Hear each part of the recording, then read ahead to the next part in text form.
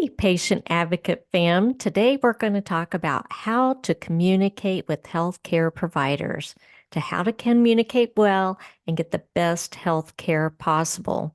So later on, we're going to talk about a couple friends of mine who have had some questions about how they can advocate for their loved one.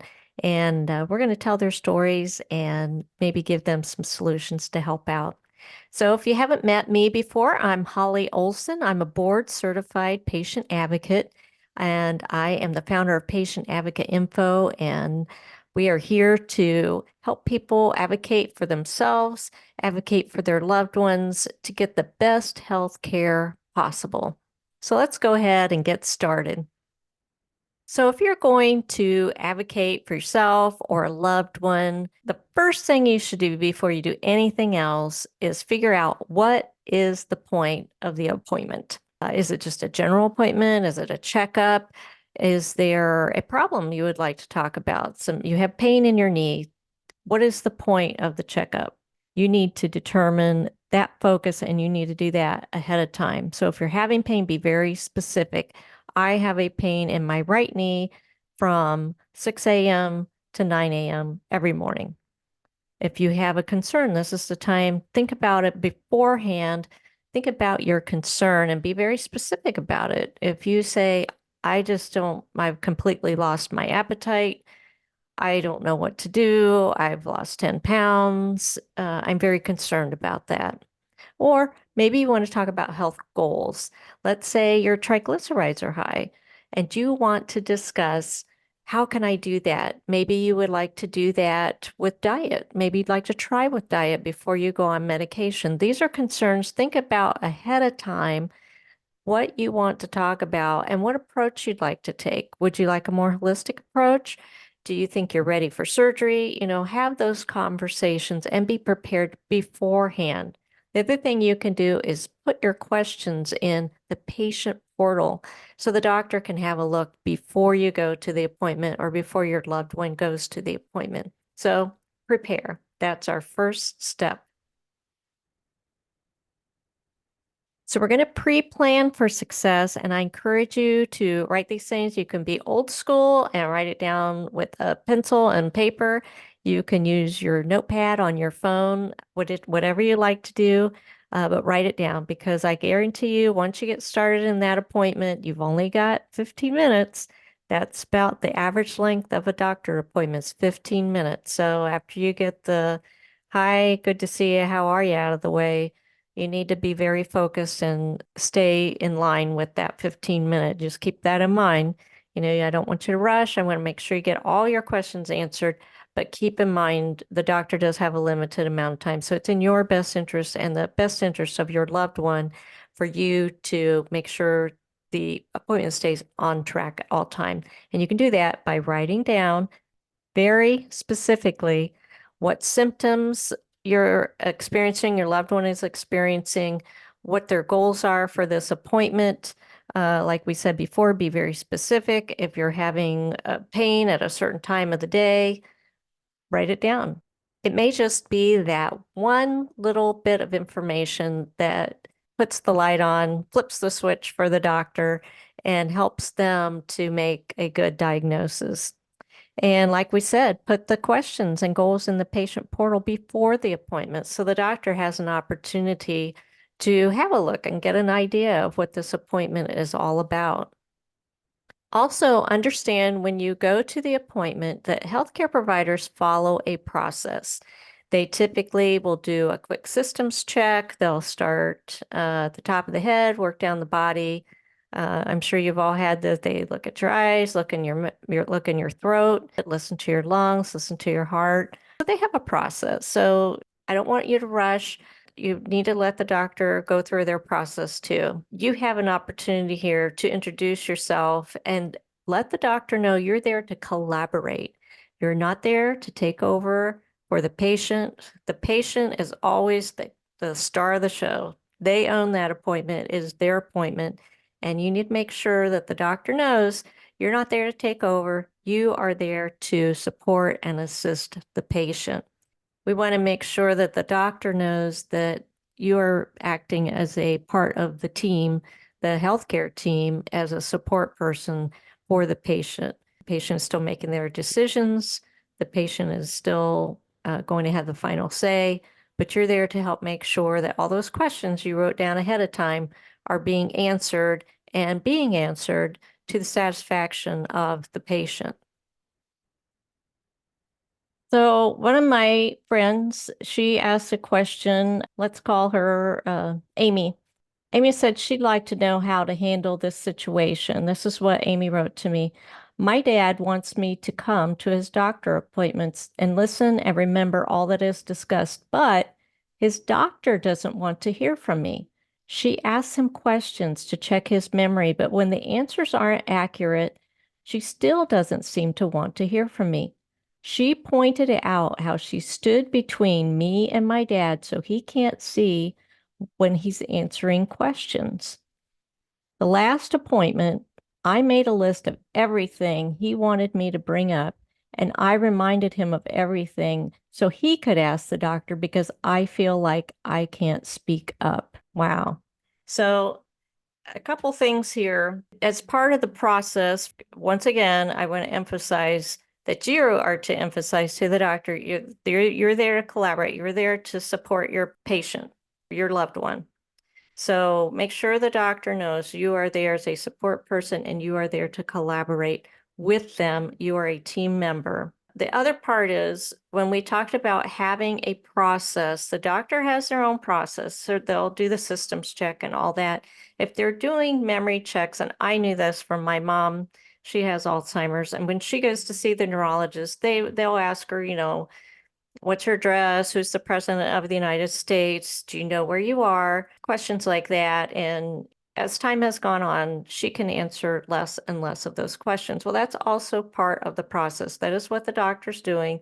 They're asking these very standard questions. They're often the same questions, and they're gauging the progress that the patient has with their memory.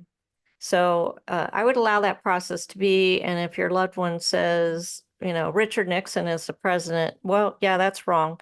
But just don't say anything. That's part of the process. That is what the question is. Now, if the doctor's asking, what medications are you taking? And they don't know, they are taking the medications, but they don't know what they're taking because somebody else is administering them. Maybe that's you. Then yes, you do need to speak up. You need to tell them these are the medications that my loved one is taking, and this is the dosage, and this is how many times a day they take it. You kind of have to discern what part is the process and what part is actually needed. Now, when it comes to asking questions, I would also introduce that as my loved one and I sat down, and these were the questions that they wanted answered in this appointment. Could we please go over those before we leave? Sometimes you have to be assertive, and there is absolutely nothing wrong with that. I absolutely believe that you'll catch more flies with honey than vinegar, and I encourage you to be pleasantly persistent. That is what I have been, pleasantly persistent for years, and it has gotten me far. So I encourage you to also be pleasantly persistent. Sometimes you have to be very firm about things, but you can do it in a pleasant, assertive manner. Assertive doesn't mean you're in their face. Assertive means you want something and you're going to get it. And because it's your loved one and they need that, that's what you're going to do. And if for some reason the doctor says, I absolutely have to leave now, I have whatever going on, then you need to follow up in the patient portal.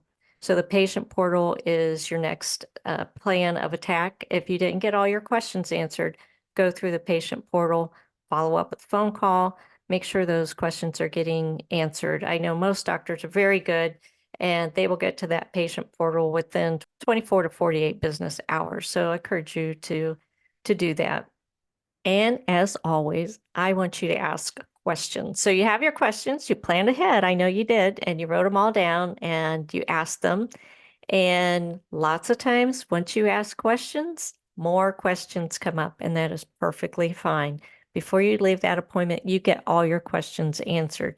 If you come away with a diagnosis, which you should either come away with a diagnosis or a differential diagnosis. A differential diagnosis is whatever, maybe something is not completely clear, but a differential diagnosis will be their best guess at that point what it is. So you will come away with a diagnosis or differential diagnosis.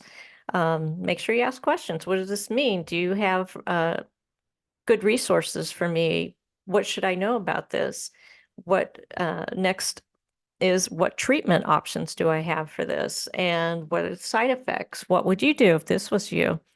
Make sure that you have all of your questions answered. And when you don't, go back to that patient portal and follow up there, because I guarantee you their questions are going to pop in your head, a day or two later, and you'll be like, oh, why didn't I ask that question?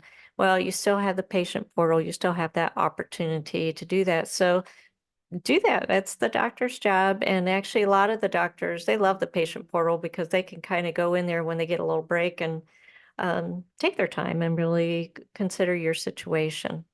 So we talked a little bit about a differential diagnosis, and I want to tell you about my uh, friend, we'll call her Sharon. My friend Sharon, and my friend Sharon said how to handle the situation when a doctor seems to see you as a hypochondriac for asking too many questions. All right, well, in my opinion, there aren't too many questions. But what you can do is maybe focus in very specifically on your questions and make it a little easier maybe for the doctor to follow along. Lots of times, medicine is complicated. I mean, granted, there are times you go in and you got strep throat, and boy, that's a no-brainer right there. But lots of times there's a lot going on. And if you have maybe a chronic condition or some other things going on, sometimes certain conditions can kind of hide other things, or medications can behave strangely. I mean, we're all unique individuals and everyone is going to react differently. So I would encourage you, we talked about a differential diagnosis before. That's the process of differentiating between two or more conditions. Before you leave the next doctor's appointment, I would encourage you to say, if you don't know what's going on, can you give me a differential diagnosis, which is basically what is your best guess based on all the information I have given you. And to help when you're getting this diagnosis, also be an active listener.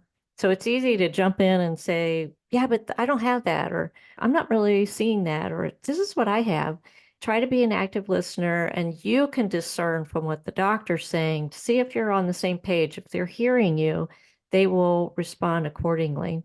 And once again, we're going to ask questions. Be assertive with your question asking and make sure that you are building that trust and respect by being pleasantly persistent. It can be very aggravating. If you're at the doctor and you're looking for a diagnosis, you probably don't feel that great. And it is hard. It's hard to be patient. It's hard to be pleasant. It's frustrating. And sometimes, our spirits really go down in the dumps, and it's hard to do that. So I encourage you to try to keep your cool and make the most of your time with your doctor. Get the differential diagnosis. Make sure you're asking questions and be pleasantly persistent and be assertive. So I hope those two situations, Amy and Sharon, if you have similar situations, I hope that you're able to take those tips and get the differential diagnosis or be able to collaborate with the doctor the way you want to and build those relationships, because that's really what it's all about in healthcare. To get the best healthcare you need to build those relationships and make sure that you are communicating as well as you can and having a trustworthy and respectful relationship with your healthcare provider. So I invite you to visit us at patientadvocateinfo.com. You can email us with questions at support@patientadvocateinfo.com. And for YouTube viewers only, I have a special free gift for you, and that is the medication toolkit, which you can find at patientadvocateinfo.com/medication-toolkit.